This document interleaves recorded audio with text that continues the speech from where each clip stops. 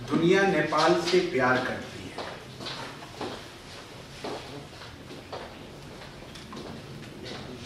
और हम नेपालियों से प्यार करते हैं।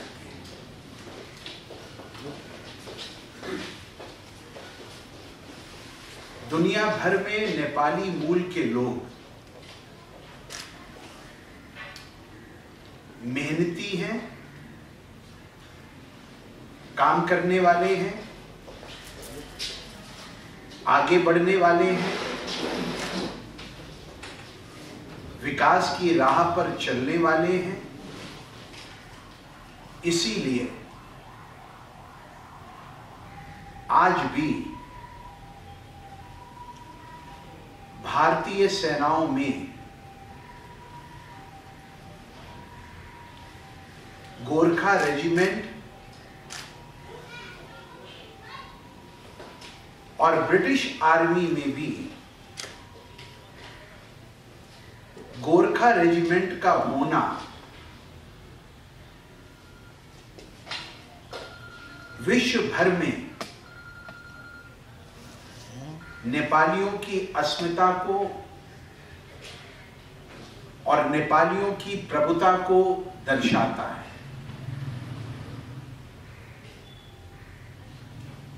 मैं अनेक वर्षों से नेपाल के राजनीतिक घटनाक्रम से जुड़ा रहा।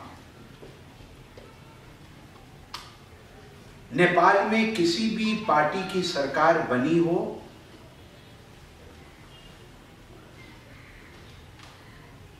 पॉलिटिकल डायलॉग, वार्तालाप, भारत और नेपाल के संबंध मजबूत बने,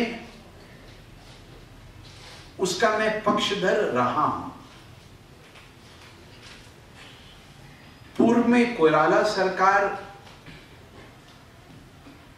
प्रचंड जी की सरकार या वर्तमान में ओली जी की सरकार,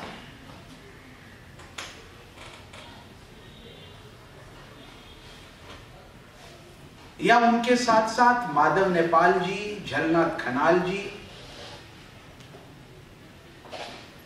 या नेपाली कांग्रेस के अन्य नेताओं के नेतृत्व में नेपाल ने जो प्रगति की है अनेक वर्षों के दौरान, मेरे सबसे सतत और सक्रिय संबंध रहे हैं। लेकिन पिछले 4.5 साल के अंदर भारत में भारतीय जनता पार्टी की सरकार बनने के बाद भारत और नेपाल के संबंधों को जो दृढ़ता, जो सक्रियता भारत के प्रधानमंत्री नरेंद्र मोदी जी के नेतृत्व में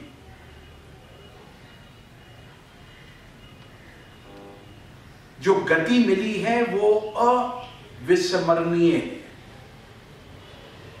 वो ऐतिहासिक है। पिछले 4.5 साल और 55 महीनों के दौरान भारत के प्रधानमंत्री नरेंद्र मोदी जी ने नेपाल की 4 बार यात्राएं कर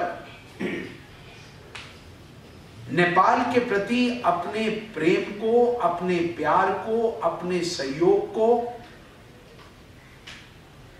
दर्शाने की कोशिश की है। अगर नेपाल प्रगति और उन्नति के पथ पर आगे बढ़ेगा,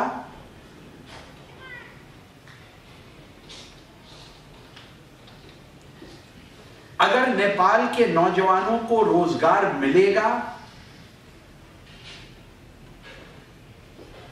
अगर नेपाल के अंदर शिक्षा के नए नए यूनिवर्सिटीज खुलेंगी, अगर नेपाल के अंदर नेपाल के गरीब नेपालियों के स्वास्थ्य की सुविधाओं के लिए उपचार केंद्र और अस्पतालों की स्थापना होगी, अगर नेपाल के अंदर हाईवेज 2 वे, 3 वे, 4 वे, 6 वे हाईवेज की स्थापनाएं होंगी, अगर नेपाल का इंफ्रास्ट्रक्चर डेवलपमेंट होगा, अगर नेपाल के अंदर हाइड्रो परियोजनाएं बनेंगी, तो जो बिजली उससे उत्पन्न होगी उसको नेपाल भारत को एक्सपोर्ट कर कर फॉरेन एक्सचेंज कमाकर अपनी तरक्की और अपनी डेवलपमेंट के लिए लगाएगा, और उसका लाभ ना केवल नेपाल को होगा अपितु पड़ोस के अंदर रहने वाले भारत को भी उसका लाभ मिलेगा। अगर नेपाल के अंदर एक बम फूटता है तो उसके दर्द और उसकी टीस दिल्ली में हम लोगों को भी महसूस होती है। शांति प्रिय नेपाल, विकासशील नेपाल,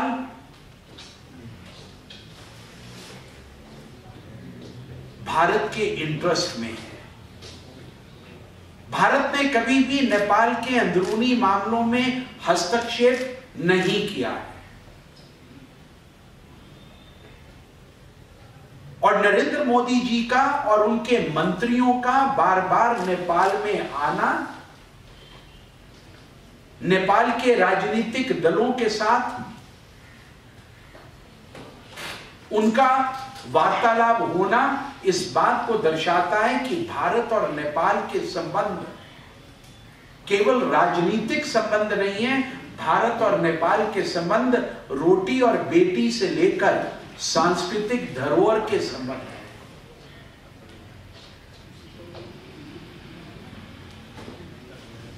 लेकिन हमारा यह मानना है कि जब भारत की तरफ से इस प्रकार के प्रेम प्यार के संबंध हो, उनकी रेसिप्रोसिटी नेपाल की तरफ से भी भारत के प्रति होनी चाहिए। मैं आज दोबारा ये कहना चाहता हूं,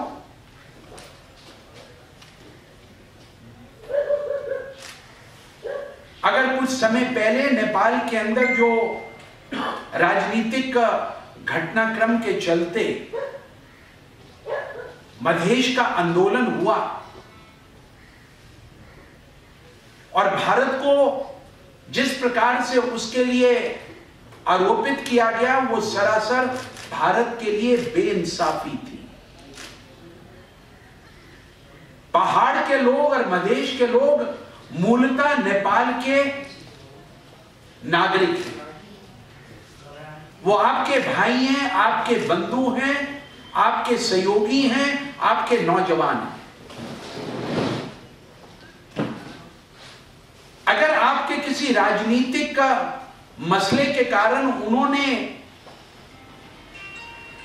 विरोध प्रदर्शन किए और आपके नेपाल और भारत की सीमा के ऊपर यातायात को अवरुद्ध किया, जिसके चलते नेपाल के अंदर एसेंशियल कमोडिटीज की कमी हुई, उसका ठीकरा आप भारत के ऊपर मत फोड़िए।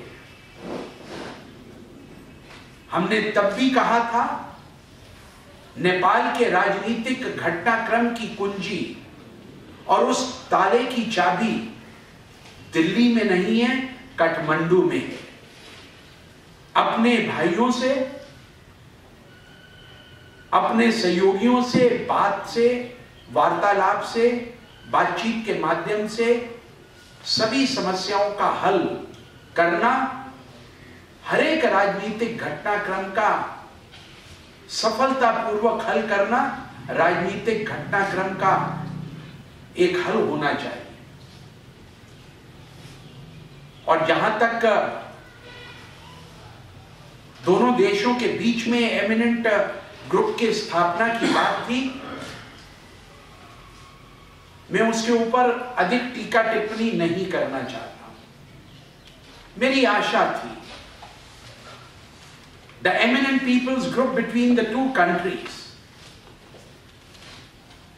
was widely expected to have consulted the civil society, the journalistic friends, the politicos, educationists, student leaders, business leaders, and the political leaders not only in Delhi or in Kathmandu. Nepal के अलग अलग जिलों में जाकर एमिनेंट ग्रुप को वार्तालाप सतत रूप से करना चाहिए था नेपाल के विभिन्न वर्गों से, और उसी प्रकार से भारत के विभिन्न वर्गों से जो नेपाल के साथ डिस्ट्रिक्ट लगते हैं।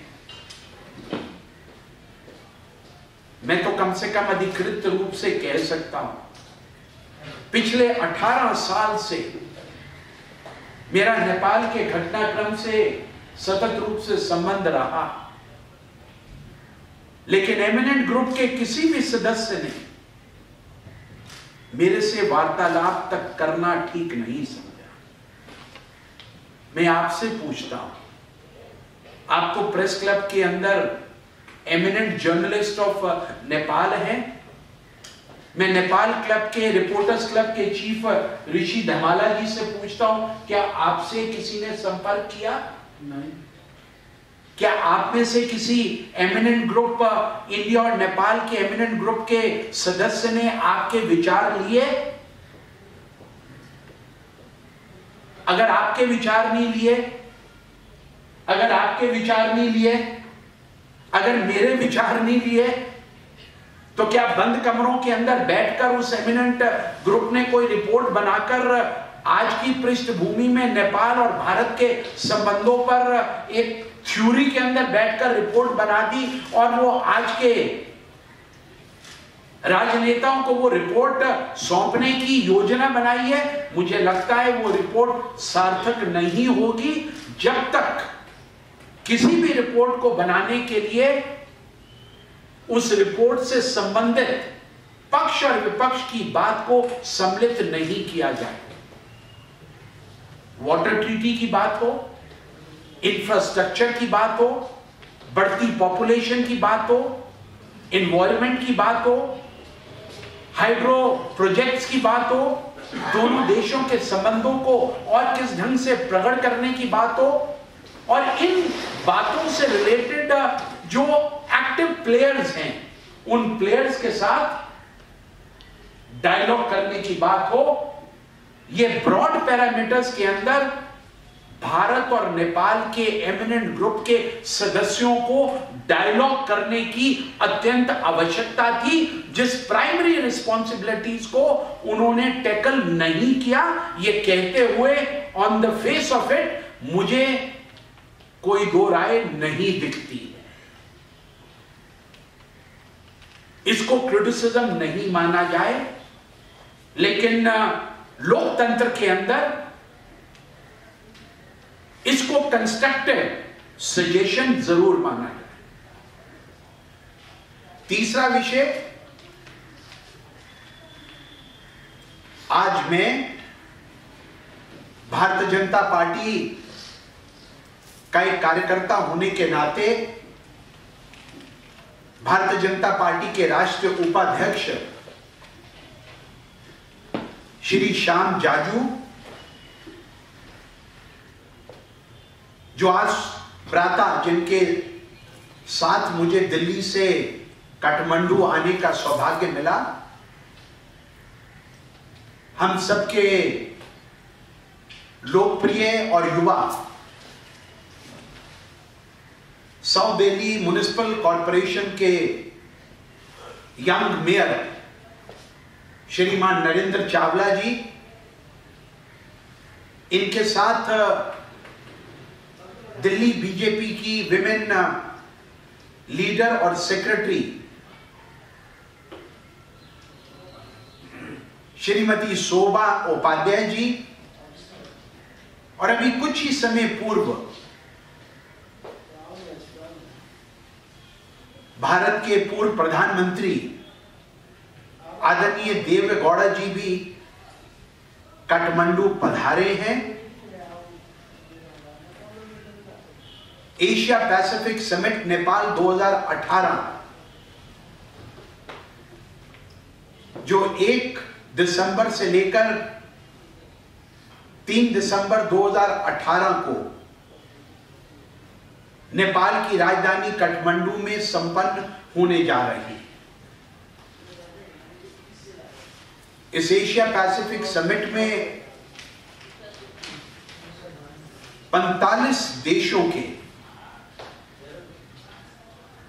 1500 अंतर्राष्ट्रीय प्रतिनिधि, जिनमें 350 से लेकर 400 के करीब सांसद सदस्य,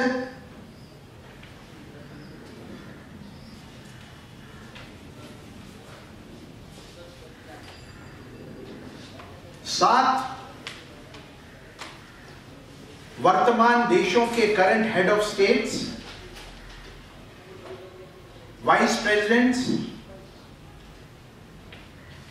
5 करंट उन देशों की first ladies, 10 former head of states, 1 current deputy prime minister, 5 current speakers of parliaments और नेशनल असेंबलीज, नेपाल की राजधानी काठमांडू में आ चुके हैं। इस समिट को आयोजन करने में यूनिवर्सल पीस फेडरेशन मुख्य रूप से भूमिका का निर्वाह कर रहा है। इसके सहयोगी संस्था के रूप में ICAP, जो कि international conference of Asian political parties है, जिसमें एशिया की 360 पॉलिटिकल पार्टीज का संगम है, उसके स्टैंडिंग कमेटी की तरफ से मैं प्रतिनिधित्व कर रहा हूं और मैं अधिकृत रूप से कह सकता हूं कि ये इंटरनेशनल कॉन्फ्रेंस अंतर्राष्ट्रीय स्तर पर नेपाल की बढ़ती हुई साख और नेपाल की इंटरनेशनल एरेना में गुडविल को दर्शाता है। नेपाल टूरिज्म को बढ़ावा मिलेगा। वर्ष 2020 में विश्व भर से अधिक नेपाल में टूरिस्ट इनफ्लो हो। नेपाल के विकास में फॉरेन डायरेक्ट इन्वेस्टमेंट हो। नेपाल की अर्थव्यवस्था को अनेक देशों से आए हुए प्रतिनिधियों का जन समर्थन मिले।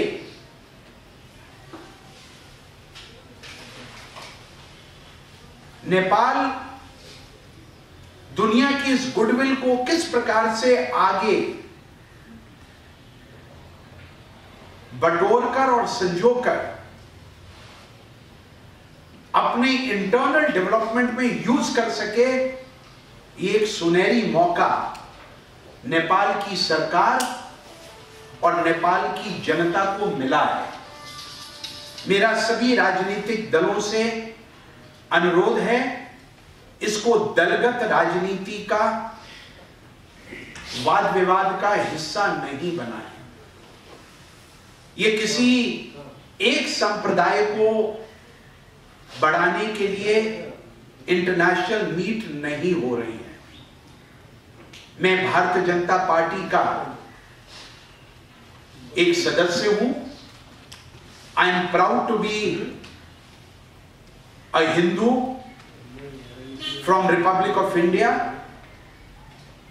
मैं पशुपति नाथ के मंदिर जाकर चरणामृत भी करूंगा और मैं ये अधिकृत रूप से कह सकता हूं किस कमेटी को बढ़ाने के सम्मेलन नहीं है कि ये अंतर्राष्ट्रीय सम्मेलन किसी एक वर्ग विशेष या किसी एक धर्म को बढ़ाने के लिए सम्मेलन आयोजित नहीं किया जा रहा है।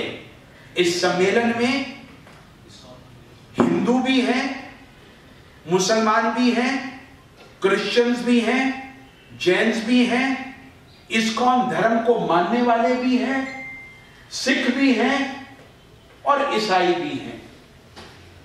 और भारत से आए हुए प्रतिनिधि मंडल में इन सभी धर्मों के प्रमुख रिलीजियस लीडर्स भी हैं।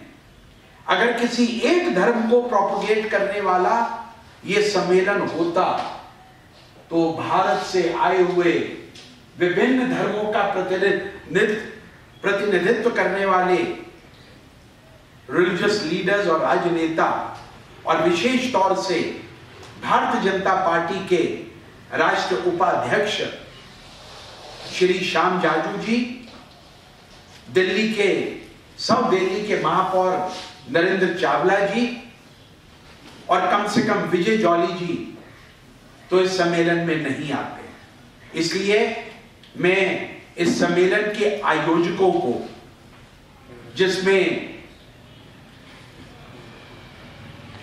नेपाल के पूर्व प्रधानमंत्री श्री माधव कुमार नेपाल, उनके सहयोगी पूर्व मंत्री श्री एकनाथ ढकाल, यूपीएफ के चेयरमैन डॉक्टर थॉमस जी वॉल्श जो कि एक अमेरिकन है, और उनके साथ साथ भारत से मेंबर ऑफ पार्लियामेंट और कांग्रेस पार्टी के नेता और जो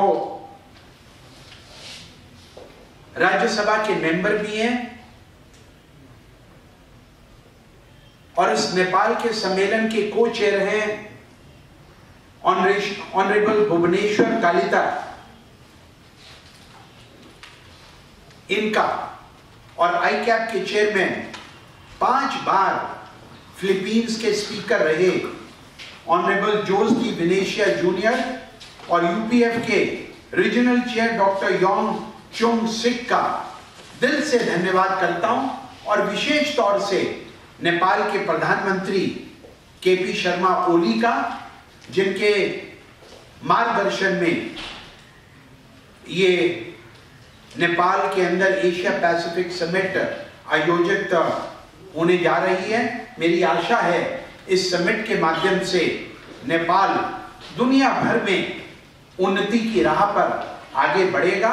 आई can only assure you as a member of the ICAP, Nepal प्रगति के पथ पर बढ़े, नेपाल उन्नति के पथ पर बढ़े। हम भारतीयों को नेपाल पे गर्व है।